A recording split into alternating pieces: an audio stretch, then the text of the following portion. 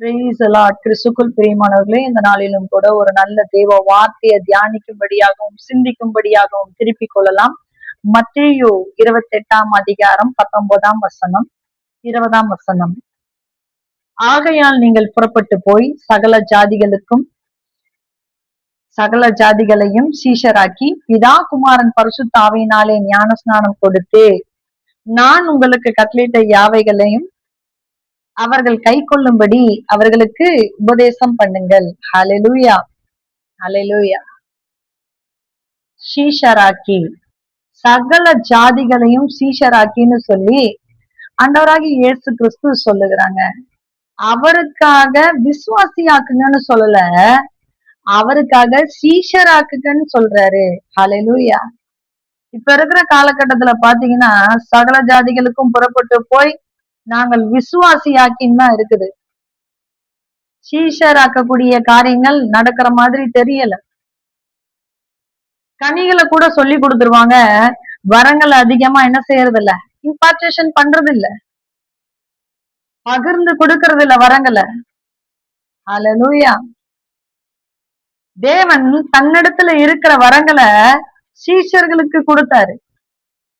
சீஷர்கள் போய் என்ன செஞ்சாங்க, சகல ஜாதிகளுக்கும் சுவிசேஷத்தை சொல்றாங்க, அநேகரை விடுதலை ஆக்குறாங்க, சீஷர் ஆக்குனாங்க. இயேசு கிறிஸ்து அநேகரை சீஷர் ஆக்குனாரு.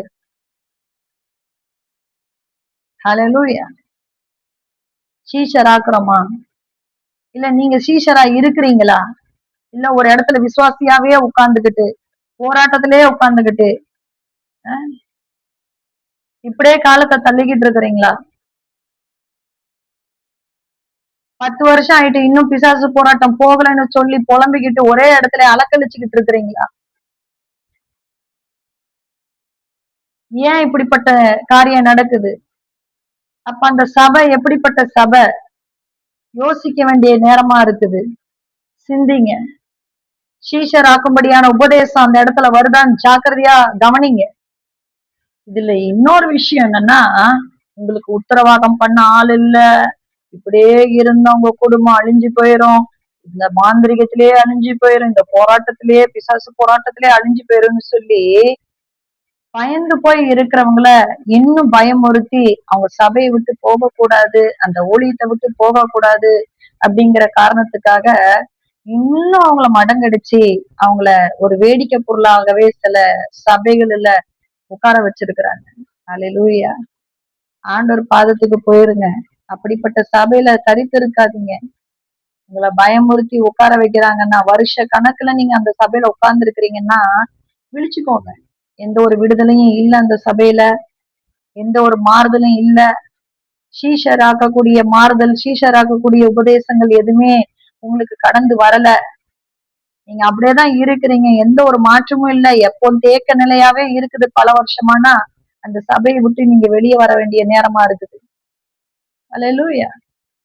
ஆண்டவர் உங்களை விசுவாசியா இருக்க அழைக்கல, சீஷர் ஆகும்படி அழைக்கிறார். வேதத்துல அப்படிதான் சொல்லப்பட்டு இருக்குது. சகல ஜாதிகளுக்கும் போய் சுவிசேஷத்தை சொல்லி நீங்க சீஷராக்குங்கன்னு தான் சொல்லி இருக்குது. விசுவாசியாக்குங்கன்னு வேதத்துல எங்கேயும் சொல்லப்படல. சிந்திக்க வேண்டிய நேரமா இருக்குது. ஹல்லேலூயா. உங்க இருதயத்துல பயம் மாத்திரம்தான் இருக்குது. உங்க இருதயத்துல இந்த பிசாசு போராட்டம் மாறுமா மாறாதா அப்படின்னு சொல்லி ஒரு சபைக்குள்ள 10 வருஷம் ஆயும் இல்ல ரொம்ப வருஷங்கள் ஆயும் நீங்க சபைக்குள்ள உட்கார்ந்து அதே எண்ணங்களோட அதே அவிசுவாசத்தோட உட்கார்ந்து இருக்கிறீங்கன்னா தயவு செய்து அந்த சபையை விட்டு நீங்க வெளியேற வேண்டிய நேரமா இருக்குது. ஹல்லேலூயா. தேவன் உங்களை ஆசீர்வதிப்பாராக. வேதத்தை பிடிச்சுக்கோங்க, ஆவியானவரை பிடிச்சுக்கோங்க, ஆண்டவர் உங்களை வழி நடத்துவார். ஹல்லேலூயா.